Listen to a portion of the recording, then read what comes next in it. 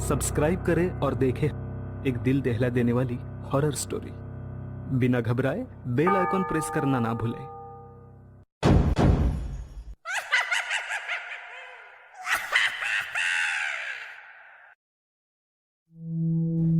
इस कथा के लेखक हैं धीरज कुमार सालुंके।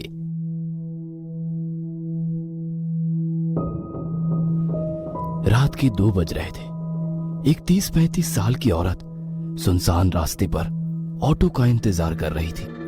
तभी उसी रास्ते पर एक ऑटो आ गया। जैसे ही उस औरत ने हवा में हाथ लहराया, वैसे ही ऑटो ड्राइवर ने ऑटो उसके पास जाकर रोक दी। कहाँ जाना है मैडम? ऑटो ड्राइवर ने उस औरत से पूछा। अवंती नगर। औरत ने उत्तर दिया। ऑटो ड्राइवर ने अपना मोबाइल निकाला और गूगल मैप पर अवंती नगर की तलाश की, क्योंकि वो शहर में नया ही आया था और वो पहले कभी अवंती नगर की ओर नहीं गया था। अवंती नगर वहां से 7 किलोमीटर की दूरी पर था। भाड़ा 300 रुपये होगा मैडम, ऑटो ड्राइवर ने औरत से पूछा। क्या 300 रुपए? भैया 300 बहुत ज्यादा है, 200 में छोड़ दो। उस औरत ने ऑटो ड्राइवर से कहा।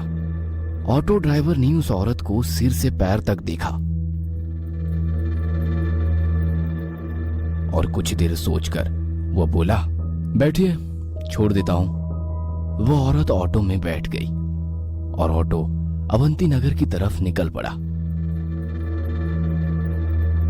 ऑटो ने 4-5 किलोमीटर की दूरी तय की थी। जब से वो औरत ऑटो में बैठी थी, तब से ऑटो ड्राइवर उसे आईने में घूरे जा रहा था और गाना गा रहा था। सलाम इश्क मेरी जान जरा कबूल कर लो, तुम हमसे इश्क करने की जरा सी भूल कर लो। ऑटो ड्राइवर के इस बर्ताव से वो औरत डर गई। उसने तुरंत किसी को फोन किया और धीरे से बोलने लगी। वैसे ही रिक्शे वाले ने गाना बंद कर दिया और उसकी बातें सुनने की कोशिश करने लगा। हेलो शालिनी, तू आ रही है ना मेरे घर? तुझे पता है ना कि मेरे पति विशाल अमेरिका चले गए हैं और मैं घर पर अकेली हूँ। वो औरत बोली। नहीं यार, मैं नहीं आ सकती, मैंने तुम्हें दोपहर में ही बताया था ना। फोन की दूसरी तरफ से दूसरी औरत बोली। ठीक है, मत आना। ऐसा कहकर उस औरत ने गुस्से में फोन रख दिया। ऑटो ड्राइवर ने उस औरत की बात सुन ली थी। उसने सुन लिया था कि वो औरत आज रात अपने घर पर अकेली है और उसके सहेली ने भी उसके घर आने के लिए मना कर दिया है। ऑटो ड्राइवर अभी भी शीशे से उस औरत को घूर रहा था। इस वजह से वो औरत बहुत ज्यादा डर गई थी। तभी उस औरत ने एक बंगले के सामने ऑटो ड्राइवर को रुकने के लिए कहा।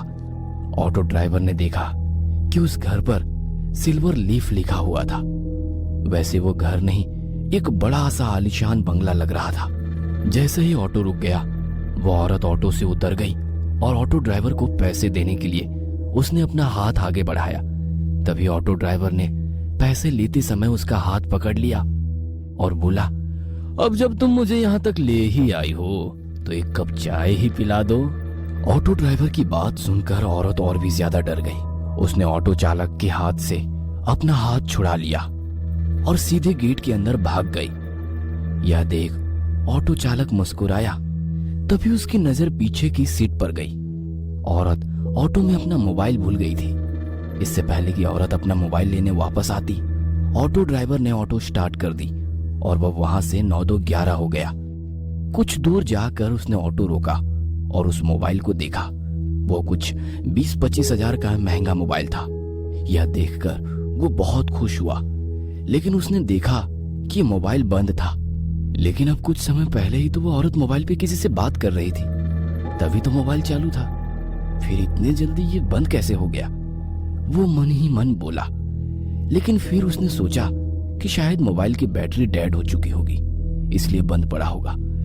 तभी अचानक उसके सिर में एक डरावनी योजना आ गई। मोबाइल फोन देने के बहाने उस औरत के घर जाने की। उसके दरवाजा खोलते ही उसके गर्दन पर छुरा रखकर उसकी इज्जत लूटने की और फिर घर में से सारे पैसे लूट के 9-2-11 होने की योजना बनाई। लेकिन इसके लिए उसे एक और साथी की जरूरत थी, इसलिए उसने अपने एक दूसरे ऑटो ड्राइवर दोस्त को फोन किया और उसे अपनी योजना के बारे में बताया। जब उसके दोस्त ने सुना कि एक सुंदर औरत घर पर अकेली है, तब उसका दोस्त वहां आने के लिए राजी हो गया। उसने अपने दोस्त को उस औरत के घर का पता बताया और उसे तुरंत वहां आने के लिए कहा और खुद उस औरत के बंगले के बाहर जाकर रुक गया। 10-15 मिनट बीत गए थे, पर फिर भी उसका दोस्त अभी तक नहीं आया था। उसने उसे बहुत फोन किए, लेकिन वो उसका फोन नहीं उठा रहा था। ऑटो ड्राइवर को ज्यादा देर तक रहा नहीं जा रहा था। उसे उस औरत का चेहरा बार बार उसकी आंखों के सामने दिखाई दे रहा था। उसके वो हवा में उड़ने वाले बाल उसकी आंखों के सामने आ रहे थे। उसके परफ्यूम की महक अभी भी उसकी नाक में बस गई थी। तो उसने अपने दोस्त को मैसेज किया, मैं अंदर जा रहा हूं, तुम्हारे लिए दरवाजा खुला रखूंगा, जल्दी आ जाना। जैसे ही उसने मैसेज किया, वैसे उसने सीट के नीचे छुपाया हुआ चाकू निकाला और एक हाथ में चाकू और दूसरे